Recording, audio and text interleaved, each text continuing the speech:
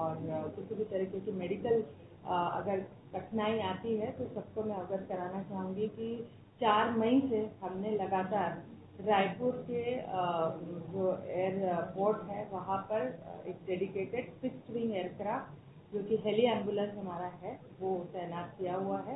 दूरस्थ अंचलों से रायगढ़ हो, जशपुर हो, सरगुजा कहीं से भी हमें खबर आएगी किसी भी तरह की तो इस एयरक्राफ्ट का इस्तेमाल होगा। उसी तरह हेलीकॉप्टर भी तैनात है। इसमें फुल्ली डेडिकेटेड मेडिकल टीम है। प्रथम और द्वितीय चरण में भी हमने इसका इस्तेमाल किया था और कुछ घटनाओं में हमारे घायल जो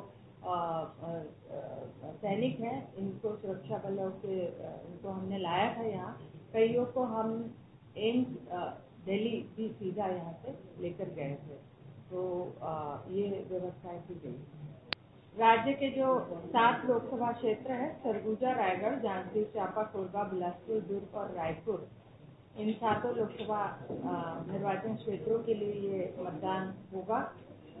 कुल 15,701 जो है मतदान केंद्र है इन 7 लोकसभा क्षेत्र में और 15,701 मतदान केंद्रों में से हमने दूरस्थ क्षेत्रों के वनांचल इलाकों में मतदान केंद्र स्थापित किए हैं। विशेष रूप से मैं बताना चाहूँगी कि कोरबा लोकसभा क्षेत्र के 3 ऐसे मतदान केंद्र हैं भरतपुर सोनहत विधानसभा में, जिनमें कांटो में केवल 12 मतदाताओं के लिए, शेराडांड में केवल 5 मतदाताओं के लिए और रेवड़ा में केवल 23 मतदाताओं के लिए मतदान केंद्र हमने स्थापित किए हैं। कल जो है मतदान का समय सुबह 7 से 6 बजे तक रहेगा। विगत लोकसभा 2019 से अब जो है कुल मतदाताओं की संख्या में 9.3% बढ़ोतरी हो गई है और आज मतदाताओं की संख्या है 1,39,01,285।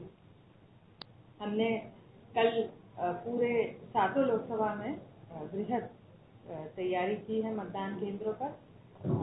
2,809 ऐसे संगवारी मतदान केंद्र स्थापित किए हैं जो पूर्ण रूप से महिला मतदाता कर्मियों के द्वारा संचालित रहेंगे। इनमें विशेष रूप से बताना चाहूँगी कि रायपुर उत्तर जो विधानसभा है वहाँ पर 100% सभी मतदान केंद्रों में महिला कर्मी रहेंगे।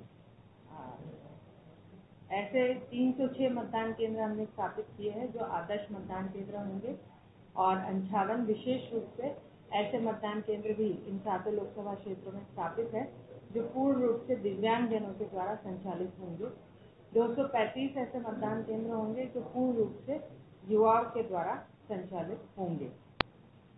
कल के और विगत दिनों के अनुभव है भीषण गर्मी को लेकर, उसको देखते हुए भीषण गर्मी से बचाव हेतु पर्याप्त व्यवस्थाएं मतदान केंद्रों पर की गई है।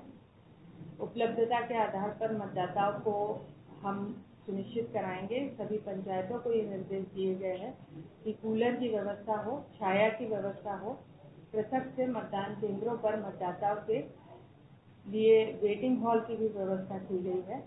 उसी तरह मितानिनों को और मतदान केंद्रों पर उपस्थित अनिवार्य रूप से अपनी उपस्थिति देकर और मेडिकल किट की भी व्यवस्था हमने करवाई है। सभी मतदान केंद्रों पर शीतल पेयजल, नींबू पानी और ORS घोल की भी अनिवार्य रूप से व्यवस्था कल रहेगी।